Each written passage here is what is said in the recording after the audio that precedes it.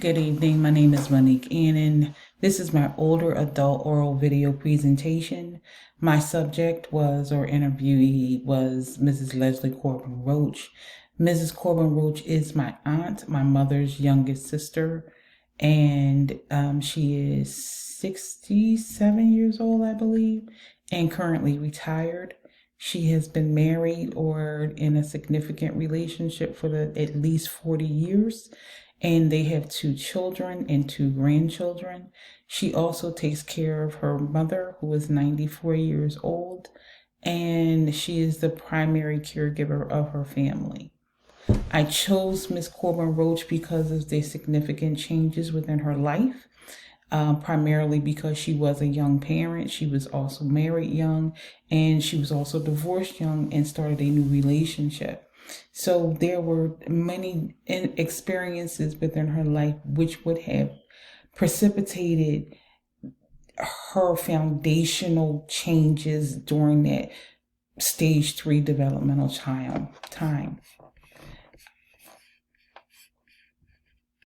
I chose to work with Harrison Stage 3 Initiative versus Guilt, primarily because the stage itself talks about manipulation of the environment. It talks about changes in transitional periods where the child is learning how to adapt to the environment. They're now using the skills, and they've been harnessing their language skills, their social interaction skills, and how to use that in their daily environment, and how to go about judging whether this is something that they truly want to do.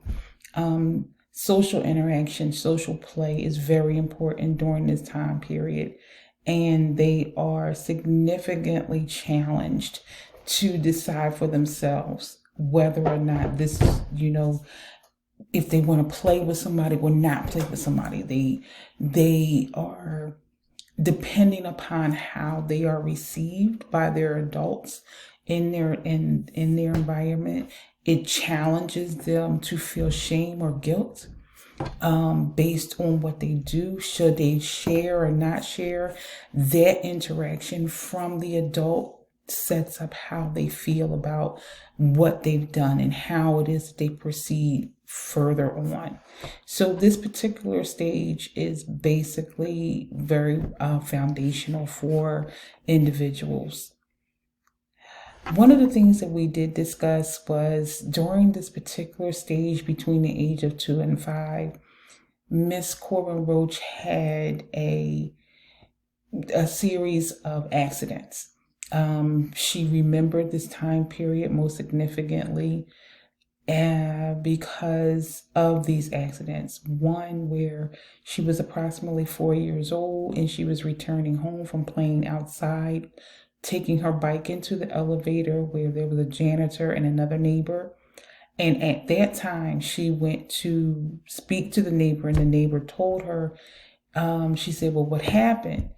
And when Miss Corbin Roach looked down, she said that her fingers were bleeding, that the janitor had some shards of glass, and somehow or another she had been cut on her fingers and had severed 2 of her tendons. So she was bleeding profusely, and it required surgery. And she remembered that and has since been fearful of hospitals, needles, and she found that she really dislikes the sight of blood.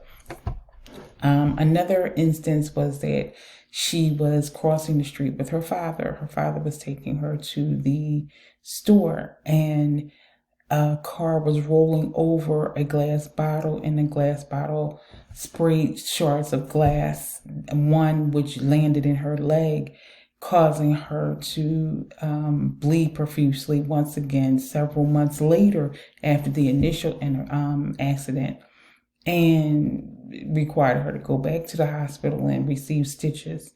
So she has related to me that she is very, very, trepidatious when it comes to glass or falling, any sharp objects, anything like that. She's very trepidatious of, and she is very hesitant about needles. She's like she doesn't like needles whatsoever. She goes to the hospital only, because she has to. So those are very significant experiences, especially during this stage, that has shown how instrumental that foundation is in setting up for the rest of your life. One of the challenges that she faced as a child during this particular stage is she developed a personality trait where she determines it as being fake. She doesn't like fakeness. She said that she had gone to school. She was now entering school, and she was a lover of Tarzan. And she felt that Tarzan was like the strongest person ever. And when she went to the zoo, she saw a tiger.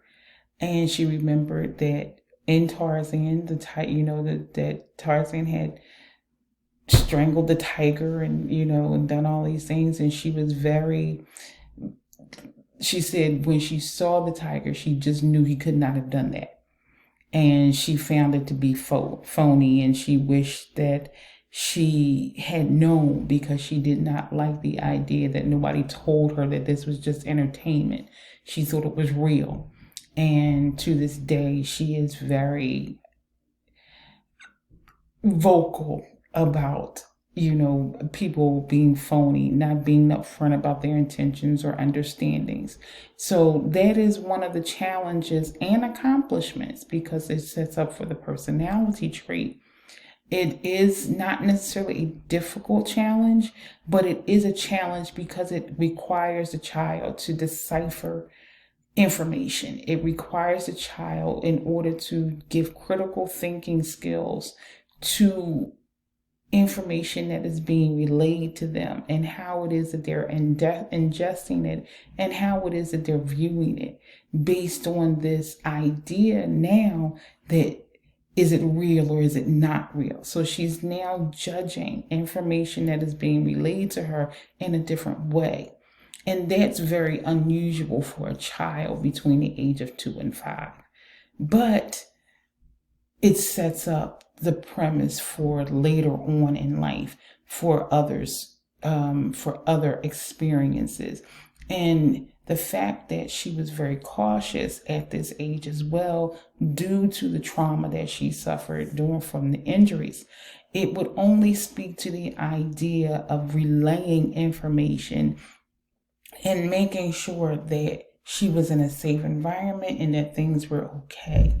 So that to me was very significant, and it's not seen as a challenge, but also an accomplishment, because it sets up that critical thinking skill that is really not talked about at that developmental stage.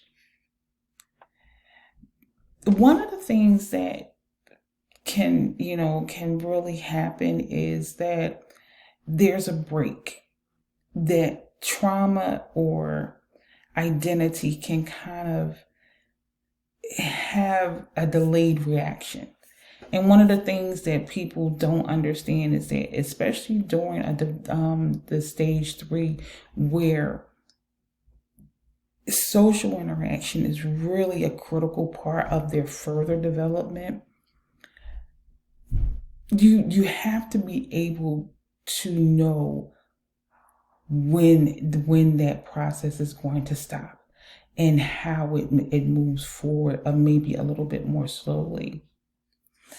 I chose this particular developmental stage because the crisis isn't so big, and the brain adapts very quickly to information. So the crisis isn't so much that it's changed, but that the person has adapted themselves in order to make change. And I found that to be very interesting. So at this particular point, I know that Miss Corbin Roach is using not only the skills that she developed early on from those traumas, but she's also looking at the information from her environment. How is she interacting with these people? Can they be trusted? Is the information that they're giving to her solid? Is she willing to go forth and make sure that she can do the things that they say she can do?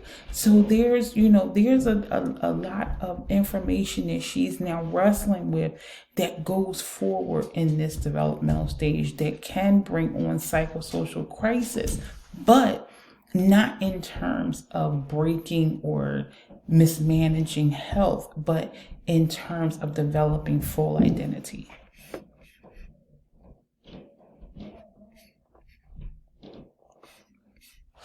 Some of the factors that can really change a person is if they develop their sense of identity based on others. One is race, two is ethnicity. That's the cultural identity of who they are. Their gender limitations. And Ms. Corbin Roche did not express any of those. She said she went to a very diverse school. In fact, her high school, which is Dobbins Tech, was her high school, her graduating class was the last integrated graduating class. So she felt as though there was no significance to her culture, her race. But what I did find is that social class was very significant. By the time she reached high school, her family had moved out of the projects at the time and moved into a single family home. They were a Black working class family, so they were upwardly mobile based on work environment, based on middle class value systems. So education was very important. Social cues were very important. So for her, the factors that have facilitated movement were all based on that upward mobility, based on where her family was socially, not from a race perspective, because it wasn't as significant to her as the class was, as the social class, as the education. Religion was not a factor, as she does not see herself as very religious, although her family was. Her early education system was within the parochial school district, and she went to parochial school until she entered high school. So religion was an everyday part of her life, but she did not find it to be a significant part of her life later on, which I found very interesting based on all the other things. Some of the events that happened to her was that she entered middle school. She did not have a significant understand or memory of how middle school. She did remember high school quite significantly, and that she had many friends that she's still in contact with today. She did marry, like I said, right after high school at 17 years old. She became a young mother. She had 2 children by the time she was 20, and she was divorced by the time she was 21, and was into a new relationship by the time she was 23.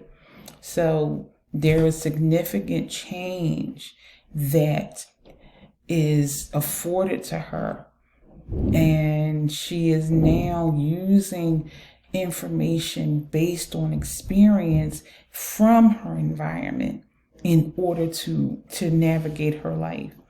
And she made choices, I believe, solely on social class, social significance, cultural expectation. Her first husband was a teacher, an English teacher. Her second husband has retired. He's a former manager of a retail store. So